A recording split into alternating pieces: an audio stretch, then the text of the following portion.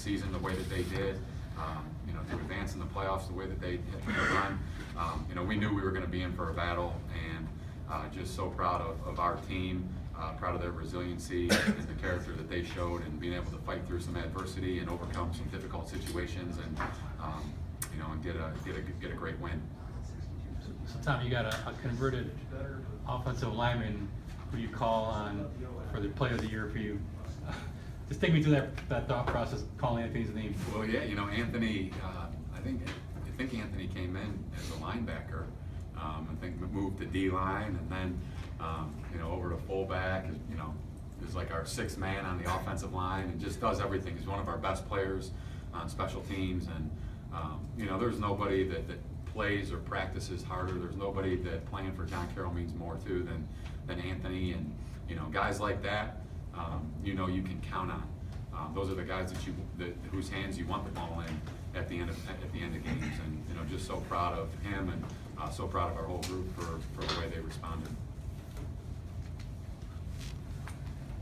Anthony, that field goal block really huge, and then you follow up with an interception.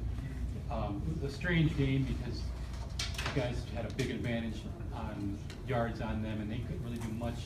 What was the thoughts on the sideline as this game was unfolding? Well, we trust our offense. We knew eventually they're gonna get something, and obviously over time, Leo, and we just knew we just had to hold them until something happened.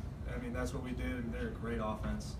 Their tailback's amazing. Their coach is really good. They scheme very well, but we knew it was just keep doing our thing, trusting Coach Staley, and our offense came through like I thought. Tom, this team's averaging 40 points, 500 yards. They've had some great performances, this defense. Because today, maybe one of the best since you've been here. They really didn't get a touchdown until it was a 25-yard drive. Yeah, no, absolutely. I have to go back, but we've had some great defensive performances here, throughout the history of John Carroll, and especially these last few years. But that one is right up there, for sure. As dominant as our defense has played, and I think again, really, why it's such a special performance is because of how talented that group was. Those skill players, and they're big and strong and physical up front. And, just a lot of weapons.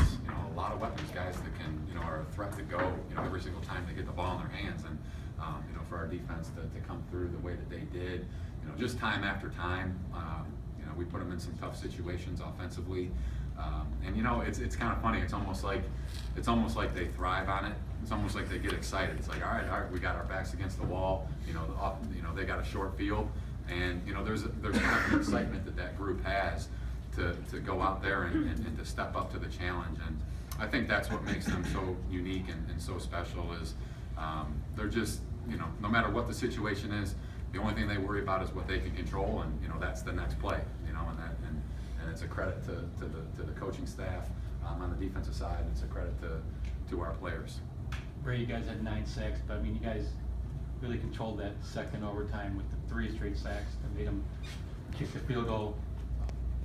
You guys seem pretty inspired on that series. What were you guys thinking about during that series? Well, once we know when Coach Staley calls Diamond Rapids a natty, we know that's our time to go. That's what we thrive for. We do it throughout the week. We look forward to it. So we kind of have a competition to see who gets back there the fastest to up the game.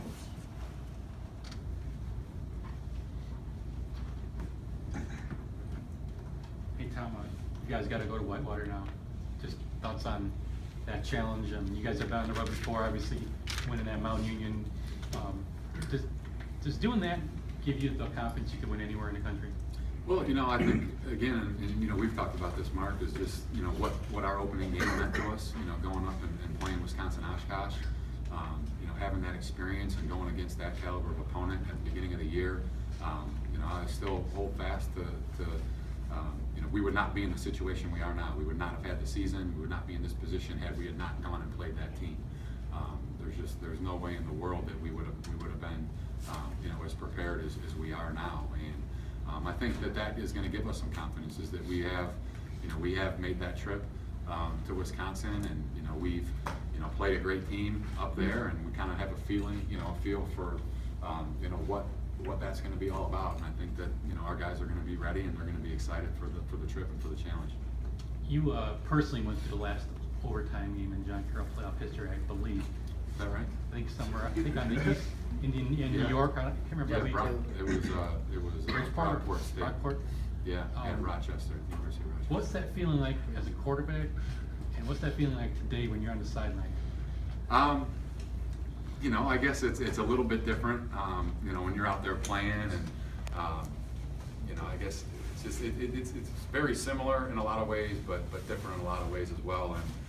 And I almost screwed that game up. We got it similar to how we got it at the end here, and our coaches wanted to run the clock out, and I went out and audible to a pass and got hit in the back and sack fumble and turned it over, and then our defense came through with a stop and blocked the kick, and we ended up winning in overtime. So that was an incredible game, but this one, to see our players and to see how hard they play. I mean, it was just I didn't even have much to say after the game. It was just one of those deals where you just feel so emotional because you're so proud of the fight, and at the end of the day, that's what it's about. It's about the fight. And these guys have shown that time and time again that they're never going to stop. They're never going to give up. They're never going to back down to a challenge, and they're just going to go out there and fight and give this school and this football program everything that they have, every ounce of energy that they have, they give to us, and I can never, ever, ever thank them for what they do for our school.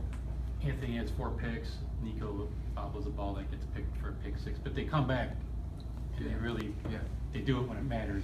That's right. You just talk about what those two that's the ebbs and flows of their 2 games. That's life, that's the game of football. You're going to have situations that may not go in your favor, and you may make a mistake, you may get knocked down, but it's about how you come back.